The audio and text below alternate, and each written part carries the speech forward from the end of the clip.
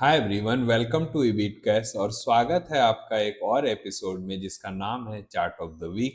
जिसमें हम लोग हर हफ्ते चर्चा करते हैं एक ऐसे चार्ट की जिसमें हमें कुछ खास पैटर्न्स नज़र आते हैं, कुछ खास एक्टिविटीज़ दिखती हैं या कुछ ऐसा नज़र आता है जिससे हमें लगता है कि आगे आने वाले समय में यहाँ कुछ मूवमेंट बन सकता है।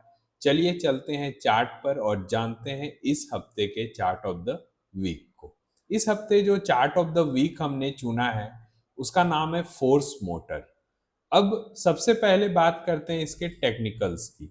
अगर आप फोर्स मोटर के चार्ट को देखोगे तो आपको यहाँ पे एक लंबा कंसोलिडेशन जो कि 2024 अप्रैल में शुरू हुआ था वो खत्म होता हुआ दिखता है।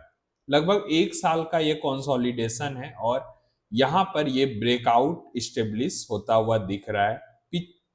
पिछले वीक यानी इसी वीक की मैं बात कर रहा हूं जब इसने इस लाइन को अच्छे कैंडल से, एक स्ट्रॉन्ग कैंडल बोला जाएगा, जिससे क्रॉस किया है।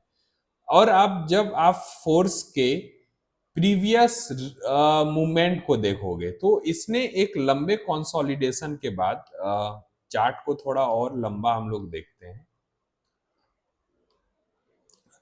तो एक रेंज था 1500 के आसपास, जो जहां ये लगभग आप 5 साल तो नहीं कहेंगे, 3 साढ़े 3 साल के आसपास कंसोलिडेट इसने किया। उसके बाद जब 1500 का रेंज यहां से क्रॉस हुआ तो ये शेयर 1500 से 10,000 तक बिना रुके चलता गया। इतने बड़े रैली के बाद एक करेक्शन आना तय था, क्योंकि जब भी हम किसी शेयर में बड़े रैली को देखते हैं तो उसमें एक हेल्दी करेक्शन आना जरूरी होता है, क्योंकि वो अपने वैल्यूएशंस के साथ ही चलेगा। वो अपने वैल्यूएशन से काफी दूर नहीं चल सकता। तो वो कंसोलिडेशन 2024 में शुरू हुआ जो अभी कंप्लीट होता दिख रहा है। और यहाँ पर चार्ट पर हमें एक ब्रेकआउट साफ नजर आ रहा है। इस ब्रेकआउट को और ज्यादा पुख्ता करता है इसके नीचे के वॉल्यूम बार। ये हमें दिखा रहे हैं कि इतना यूज वॉल्यूम बार कोई रिटेलर तो नहीं बना सकता, यानी यहां पर कोई बड़ा इन्वेस्टमेंट हुआ है।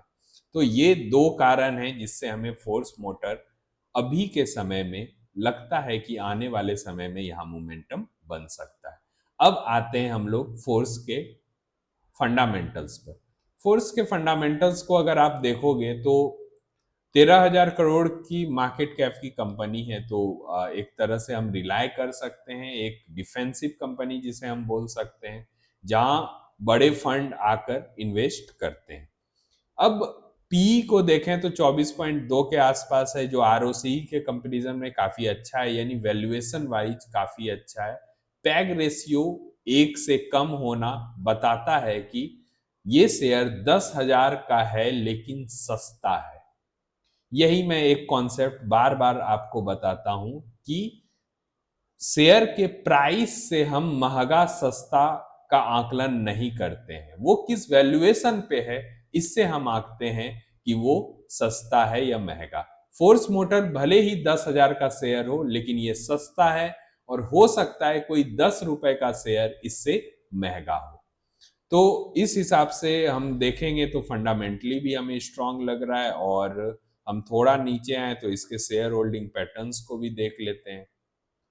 तो आइए हम लोग नीचे स्क्रॉल डाउन करते हैं। शेयर होल्डिंग पैटर्न को जब आप देखेंगे तो प्रमोटर्स के पास एज यूजुअल उन्होंने अभी भी किसी भी तरह का स्क्वायर ऑफ नहीं किया। इससे समझ में आता है उन्हें आगे भी इस कंपनी में पोटेंशियल दिखती है। एफ ने यहाँ पोजीशंस बढ़ाया है, DIIs ने पोजीशन बढ़ाया है। तो इस हिसाब से हमें ये लग रहा है कि यहाँ पर फंडामेंटली और टेक्निकली दोनों रूप से ये शेयर अच्छा है, और हम यहाँ पर पोजीशंस बना सकते हैं या नहीं बना सकते हैं इसकी राय आपको अपने फाइनेंशियल एडवाइजर से लेनी होगी।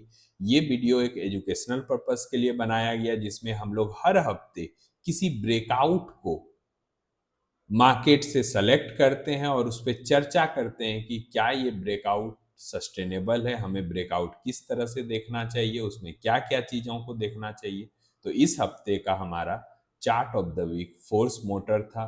मिलते हैं अगले वीक इसी तरह चार्ट ऑफ द वीक के साथ। तब तक सारे लोगों को बाय।